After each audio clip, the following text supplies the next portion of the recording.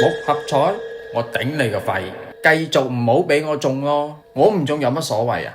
難為香港痛失一個百萬富翁咋？話說咧，尋日收工就同個 friend 喺 MK 度食飯啦，跟住唔知點解，好似良心發現咁，就幫襯下個馬會。咁我咪諗住買兩注玩下啦，手寫一注，電腦一注。跟住我去到 counter 俾錢，然後我仲好型咁樣同個 counter 姐姐講：一注電腦飛啊，唔該。阿哥仔啊，電腦飛至少兩注啊，30蚊啊，唔該。跟住買完呢3注六合彩啊，我可以話已經係彈盡兩注啊，但係唔緊要。我同我個 friend 已經傾咗2個鐘，我哋中咗呢筆頭獎之後要點使啊？點講都幫襯咗馬會咁多年，簡簡單單中個100萬都唔過分啊嘛？唔好話中頭獎啦，中個2獎都得啩？我同我 friend 仲勁興奮啊！哇！我哋心諗，哇！如果我哋中咗100萬，要點使呢？啊，係咪要補交幾多%稅呢？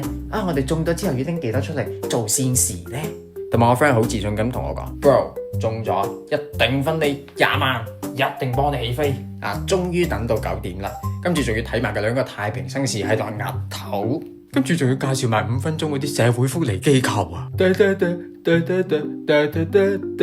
我嗰個 moment 就係得一個諗法，求下你快撚啲啦，快撚啲啊！啲號碼一個一個咁出，我成個人個心係一下一下咁樣寒晒啊！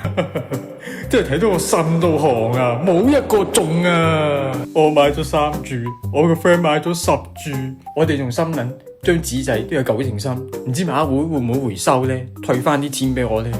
By the way， 馬會你好嘢！條片嚟到呢度就完㗎啦。如果大家中意我啲片，記得 like 同 share 同埋 subscribe 我嘅 YouTube channel，仲有我嘅 Instagram，記得 follow 埋佢。